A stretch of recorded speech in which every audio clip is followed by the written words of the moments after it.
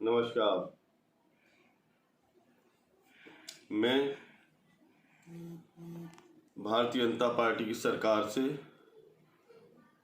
उत्तर प्रदेश की योगी सरकार से कुछ मेरे सवाल हैं जिन्हें मैं पूछना चाहता हूं, और ये मेरा राइट है, मेरे अधिकार क्षेत्र में आता है, क्योंकि मैं हिंदुस्तान का नागरिक हूं, जागरूक नागरिक हूं। मैं ये पूछना चाहता हूं, विकास दुबे का एनकाउंटर किया, ठीक किया, अच्छा किया, पुलिस ने बहुत अच्छा किया, लेकिन ये एनकाउंटर भारतीय जनता पार्टी की सरकार में आज ना होके ये उसी वक्त हो जाना चाहिए था जब विकास दुबे ने थाने के अंदर राज्य मंत्री को गोली मारी थी। उस वक्त भी भारतीय जनता पार्टी की सरकार थी, राजनाथ सिंह मुख्यमंत्री थे, लेकिन वो थाने में जाके एक राज्य मंत्री को मार देता है और बड़े आराम से वहां से निकल जाता है। और वहां से निकलने के बाद फिर उसके खिलाफ कोई गवाह तक नहीं हो पाते और वो आराम से छूट जाता है। तो विकास दुबे बनाने का काम, एक बड़ा माफिया बनाने का काम, एक बहुत बड़ा गुंडा बनाने का काम भारतीय जनता पार्टी की सरकार की, पुरानी सरकार की देन है, भारतीय जनता पार्टी की। अब मैं दूसरी बात पे आता हूँ, हाल की बात पे आता हूँ, जो कि अभी अभी विकास दुबे का एनकाउंटर किया है। उसमें मुझे कुछ सवाल है, वो मुझे सरकार से पूछनी है और मैं जवाब चाहता हूँ, मुझे उसका जवाब मिले। मैं सबसे पहला ये सवाल पूछना चाहता हूँ, सबसे पहले विकास दुबे उत्तर प्रदेश से फरीदाबाद हरियाणा के अंदर कैसे पहुंचा? उत्तर प्रदेश में भी सरकार भारतीय जनता पार्टी की थी, हरियाणा के अंदर भी भारतीय जनता पार्टी की सरकार थी, और फिर फरीदाबाद से मध्य प्रदेश पहुंचा, वहां पर भी भारतीय जनता पार्टी की सरकार थी। तीनों प्रदेशों में भारतीय जनता पार्टी की सरकार थी और भारतीय जनता पार्टी की जहां जहां सरकार है वहीं गया। इसका क्या है, इसका क्या क्या मतलब निकलता है? इसका मतलब ये है, जगह जगह नाकाबंदी, जगह जगह चप्पा चप्पे पर पुलिस होने के बावजूद भी विकास दुबे आराम से उत्तर प्रदेश की सरकार के साथ, हरियाणा प्रदेश की सरकार के साथ और मध्य प्रदेश की सरकार के साथ मिलके उज्जैन गया। उज्जैन में जाके वो दर्शन करता है, मंदिर में जाता है, और वो एक अपाहिज था, मैंने उसकी वीडियो देखी है, उस पर ढंग से साइड चला नहीं जा रहा था। वहां पे जाके पुलिस ने उसको गिरफ्तार नहीं किया, उसने सरेंडर किया, उसने बताया खुद, मैं कानपुर वाला विकास दुबे हूँ। सरेंडर करने के बाद वो खुद अपने आप को उसने है ना सरेंडर किया और अरेस्ट हुआ। पुलिस ने अरेस्ट नहीं किया, खुद अरेस्ट हुआ। जब पुलिस उसको लेके आती है, सफारी गाड़ी में लेके जाती है, एक लंगड़े अपाहिज विकास दुबे को, और जब लेके चलती है तो चलते चलते एक गाड़ी एक्सीडेंट हो जाती है, पलट जाती है। पलट कैसे जाती है?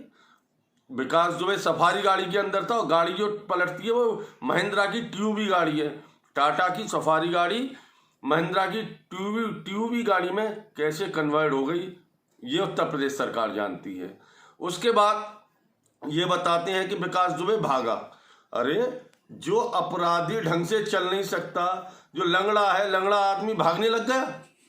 जो आदमी केवल एक गाड़ी के आगे अपना सरेंडर करता है, उससे नहीं भागा, खुद नहीं सरेंडर हुआ है, अब वो इतने पुलिस वालों से भागेगा?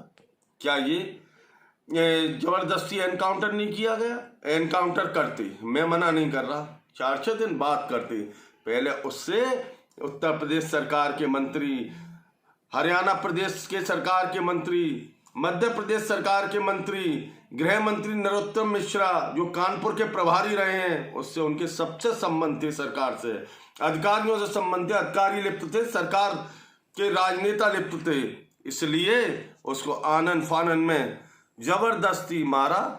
जब आदमी भागता है तो पीछे गोली मारी जाती है, सीने पर गोली मारी, चलिए गोली कहीं भी मारी हो, लेकिन लंगड़ा भाग कैसे जाएगा, ये तो बता दीजिए। मुझे ये सवाल पूछने हैं कि ये सिर्फ राज को दबाने के लिए ये काम क्यों किया गया? क्या ये एक राज नहीं था? क्योंकि राज खुल जाते, उन्होंने गाड़ी पलट दी। गाड़ी इसलिए पलटी क्योंकि गाड़ी नहीं पलटती तो भारतीय जनता पार्टी की सरकार पलटती। लोग और जनता के लोग जब नाम खुल के सभी के आते, राजनेताओं के, सरकार के नाम खुल के आते, तो इन लोगों से, भारतीय जनता पार्टी की सरकार से, उत्तर प्रदेश की सरकार से इस्तीफा मांगते। और आज भी मैं योगी आदित्यनाथ जी से कहता हूं कि आप सरकार चलाने में बिल्कुल सक्षम नहीं है। सक्षम इसलिए नहीं है, अपराधी बेखौफ है। कहीं कोई अपराधी में आपकी सरकार का भय नहीं है, कोई डर नहीं है। लॉ एंड ऑर्डर बिल्कुल ध्वस्त है, आपकी कानून व्यवस्था बिल्कुल ध्वस्त है। इनको नैतिकता के आधार पर योगी को अपना इस्तीफा देना चाहिए। योगी जी, आप अपना इस्तीफा दीजिए। आप संत हैं, आप संतगिरी करें। आपके बस का नहीं है, आपके बस का नहीं है कि है ना आप सरकार चला पाएं। क्योंकि चाणक्य जी थे, ब्राह्मण थे, उन्होंने कहा था कि सरकार वो चला सकता है जिसको परिवार का ज्ञान हो।